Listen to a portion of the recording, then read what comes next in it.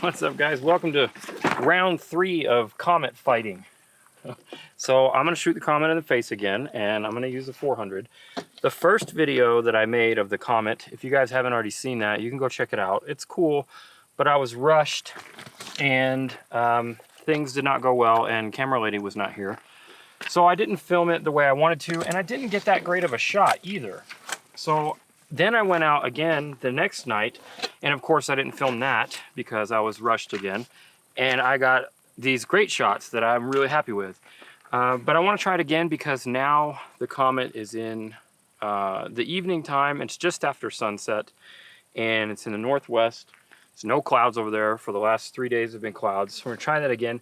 I'm gonna do another part of the fighting that we're gonna do here is I'm gonna do my S20 Ultra versus some DSLRs and some mirrorless cameras, whatever I have. I got an RP, 5D4, and a 1DX2. I don't know what I'm going to use, but we'll figure it out.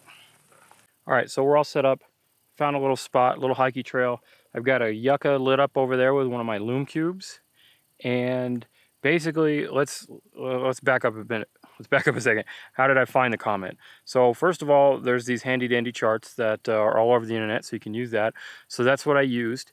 And then going off the date, I know that it should be a little northeast of the Big Dipper, which is northwest. So it's still gonna be northwest, but it's gonna be east of the Big Dipper, if you know what I mean.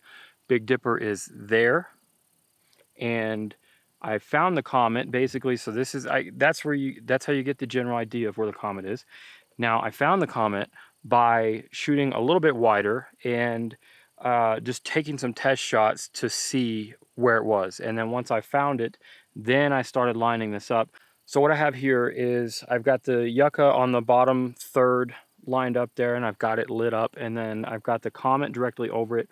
I'm at 70 millimeters, so I was trying to get like one single shot and see if I can pull that off. I'm at f2.8, nice and wide open, 100 ISO, so we keep that noise level down. It's gonna look really good, and 20 seconds. So that's my image for this shot here, and then we're gonna work it up from there, and hopefully we're gonna get some better stuff as the night goes on. So what I'm gonna do now, this is 70 millimeters. Now I'm gonna put a bigger lens on, and we're gonna move forward from there. And I'm gonna see, because another thing to know is as the comet goes on, as time goes on, the comet's gonna get higher and higher in the sky. Right now it's like 10 to 15 degrees, something like that. Basically, if you use your fist and you put it up to the horizon, that is about 10 degrees. So that's not the most scientific thing in the world, but it helps. And as it goes on, by the 31st, it's going to be like twice that high, at least maybe. So you're going to lose that low altitude, and anything you try to put in the foreground, you want to be shooting more up, like uphill instead of downhill, because that means you won't be able to get as close of a shot with something in the foreground. If you're just trying to shoot the comet by itself, then go ahead, throw a longer lens on there, and you'll be all good. So that's what I'm gonna do now. I'm gonna throw a longer lens, I'm gonna get this composition, and then I'm gonna get my phone set up, my S20 Ultra, and I'm gonna throw the Moment 58 millimeter tele on there and pro mode, and we're gonna see what happens. Okay, so this is my 5D4 with my 100 to 400 Mark II. So I'm gonna go ahead and do a horizontal shot to get everything lined up. And then I'm gonna go ahead and switch it to manual focus. And then on my lens, I have the infinity sign, so I'm gonna put that to infinity. I'm far enough back from that yucca, I think, that I won't have to focus stack, but that was at 70 millimeters I did. And as you zoom in, you're gonna get more compression. So I'm gonna start with 135 millimeters. So there is my yucca, and I think I'm gonna have to go vertical. I'll start back at 100 to see if I can even see the comet at all. I know, man, there's some lightning over there. I really want to time lapse that right now. Of course, that's what's going on. All right, so it looks like 100 millimeters is going to be super tight. I'm gonna go ahead and switch to the vertical now. I don't know why I just did that. So I'm just gonna leave this. I don't know, if you have a lens that has a tripod collar, you just swivel the tripod collar. I don't know why I would do it any other way. And then don't forget to tighten the tripod collar back down. So there we are. This is gonna be tight. I'm gonna have to get, the cactus is a little too close for comfort for me. I'd like to have a little room on the bottom to let it breathe. Okay, so as a quick test, 5 seconds, f4.5, 1600 ISO, and we're gonna go ahead and give that a go. Oh, now you can see it. Now I can see it with the naked eye. Oh yeah, wow. Wow. All right, that's looking pretty cool. The longer your focal length, the more shake you're gonna have, especially when you're doing vertical like this. 2-second timer. 5 seconds at 135 mil is still pretty long, so I'm gonna probably adjust that. So yeah, see, that's looking good. So we're in there, but I'm gonna drop my shutter speed down and pump my ISO up because I know this camera can handle it.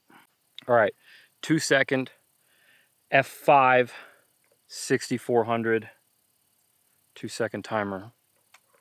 That is looking good.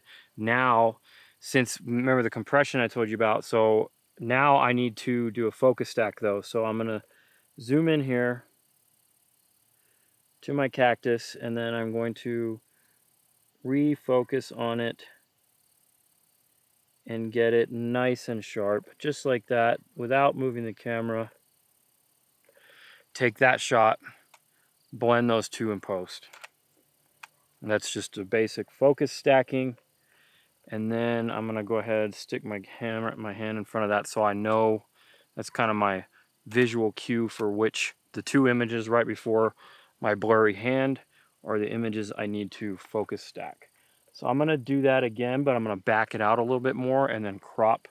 That way it's nice and sharp. Also, so I have a little room to breathe with the comet. I don't want to cut off the comet tail. Oh, really? Camera lady has just informed me that there is lightning going off underneath the Milky Way. The Milky Way is right there. We got a little storm. So I think I might try to shoot that. I won't bore you with that though, but if I do get a shot, I'll post it for you. All right, so now let's try the phone. So I threw my RP in my 2470. Little short mini time lapse over there because there's lightning happening. Let's see, we got the Moment 58mm tele. We're in pro mode. ISO 200, 30-second exposure, manual focus. Wow, that's pretty cool. It worked. There it is with the phone. All right, so let's see if I can show you guys what I'm working with here. We've got S20 Ultra, Moment 58mm. We are in pro mode. I'm gonna go with ISO 200. I'm gonna go 30 seconds, maxed out, manual focus, 4 clicks south of infinity. For me on this phone, I found that that gets me the sharpest stars. So don't just trust that infinity sign, especially on the phone. So we're gonna have a little bit of ambient light down there because this isn't cropped in as much, but I think it'll probably come out all right. All right. I mean, that works. That looks okay. Better than I thought it would for the phone. I could probably go a pinch brighter with the ISO, but I just don't think I want to. I think I'm going to leave it darker. So the yucca looks nicely exposed. I had to dim that. So let's zoom in a little bit. It's pretty noisy up there in the black areas and whatnot. I'll clean it up in Photoshop a little bit. But I mean, for a phone, I'd say that's pretty usable. So I know a lot of you guys have been asking me, can you do it with a phone? Because ever since I did the first video and posted the images of the second round that I went out on Instagram, you should follow me on Instagram, by the way, as I post a lot of this stuff on there. I've been getting tons of DMs from you guys, tons of DMs saying, can you do it with a phone? Can you do it with a phone? If you have a phone with pro mode And I don't know, you know, I'm using the Moment 58 Tele, and I think that's helping me a lot. So here, I'll show you actually. Let's just, instead of me just talking, let's do a little more than talk, shall we? So this is Pro mode, no crop, no lens for the 58 Tele. So this is just straight up Pro mode. This is going to be a lot wider, of course. All right, so there we are. That's the regular. That's straight up just the phone. No additional fancy lenses or anything. No crop. Just the straight up Pro mode. So let's go back into Pro mode. Let's zoom in a little bit and see what happens.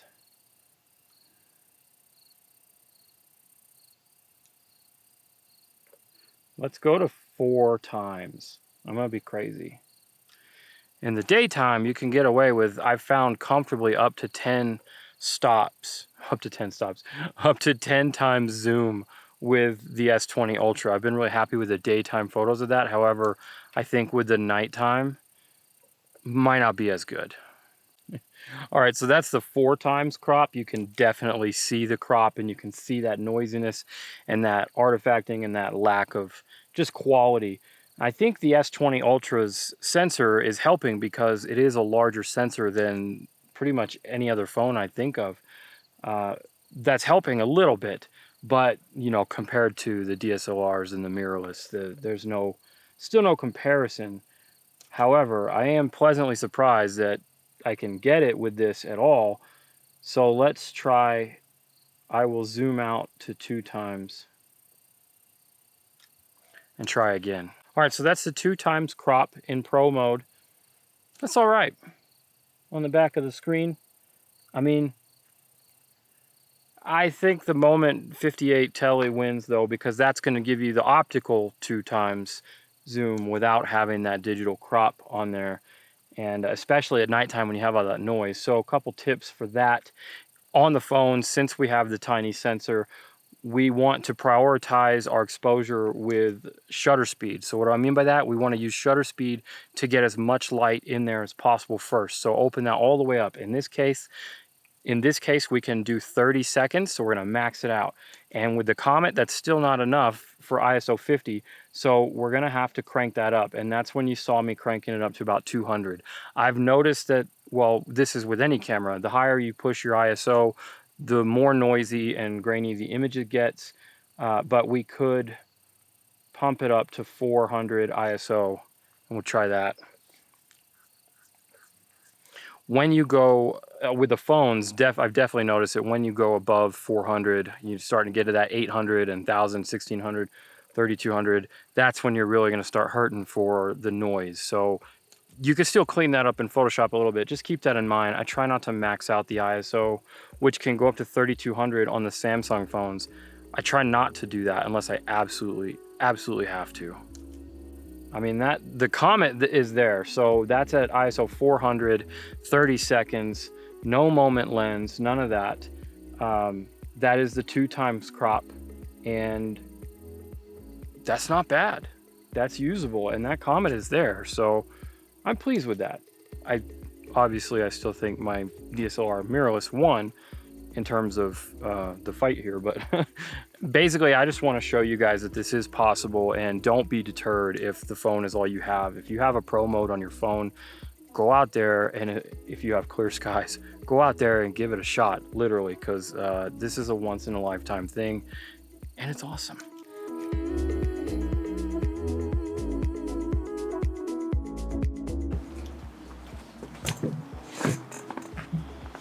This is spotted towhee, right?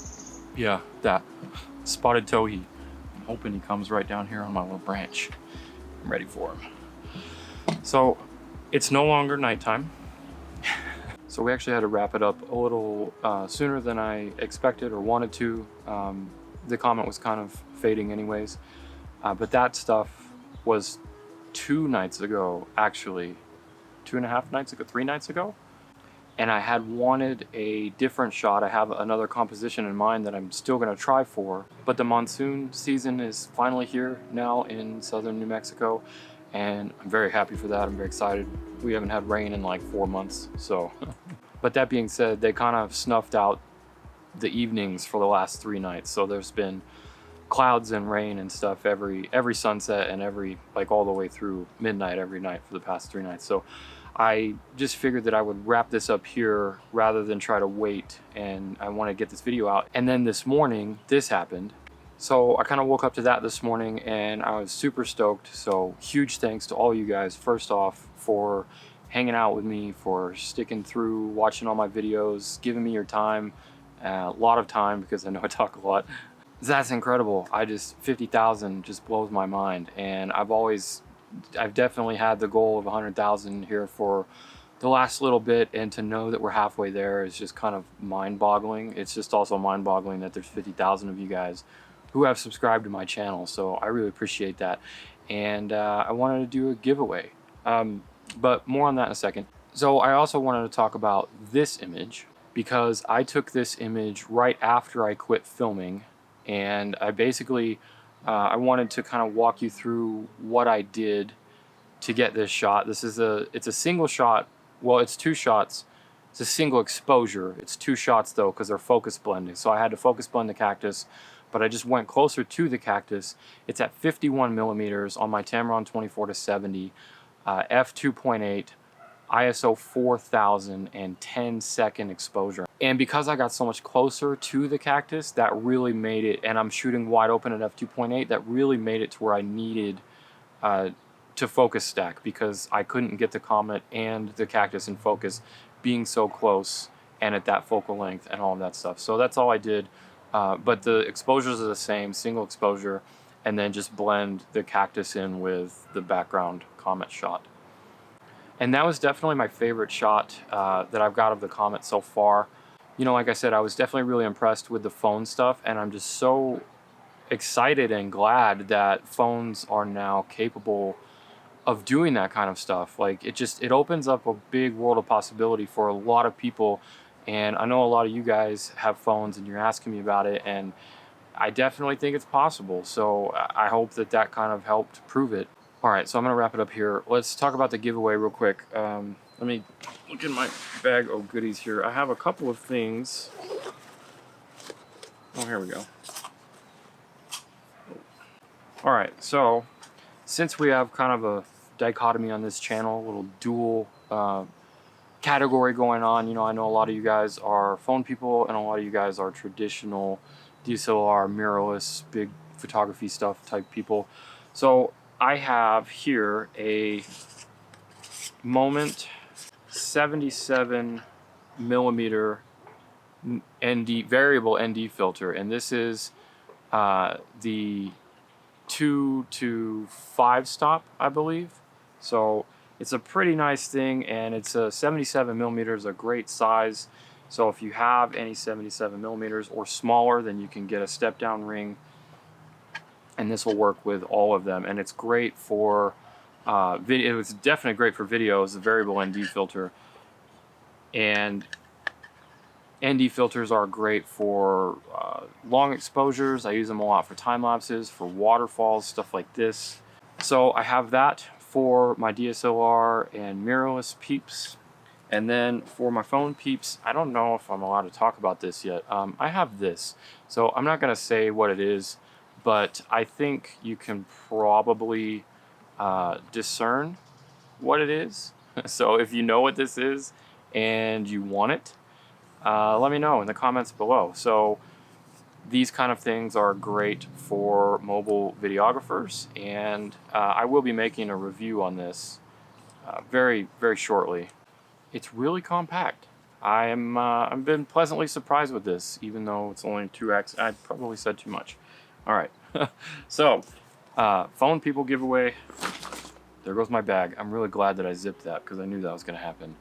DSLR mirrorless people giveaway. Leave me a comment down below. Let me know which one you're interested in, if you want the big 77 millimeter filter, or if you want this guy and you know what it is. I do have a bunch more giveaways coming up over the rest of this summer. I'm very stoked to be able to do that. That's one of the beauties of having a channel and having brands reach out to you and all that stuff, is I want to be able to give back to you guys and help push you guys forward with your creativity. So hopefully that kind of stuff, along with all my videos, will help do that. All right, I have a lot of stuff today. All right, I have a lot of stuff to do today. Moving into a new studio soon. So also let me know in the comments below if you want to see any videos on how to build out a photography or YouTube studio on the cheap, because I've got a lot of new stuff coming for that. Pretty excited about it, actually. I haven't ever had my own studio, and looking forward to being able to get some different type stuff going on in there. All right, so make sure you comment down below which one of those things you want, if you want either one of those things. Don't forget to subscribe to the channel if you haven't already. If you're new here and you made it through this entire video of me talking, huge shout out to you. I really appreciate that. Subscribe for me, it really helps us out. Hit that like button if you enjoyed this video. Thanks for watching. I'll see you in the next one. I've got some birds to shoot in the face. Not that yellow jacket.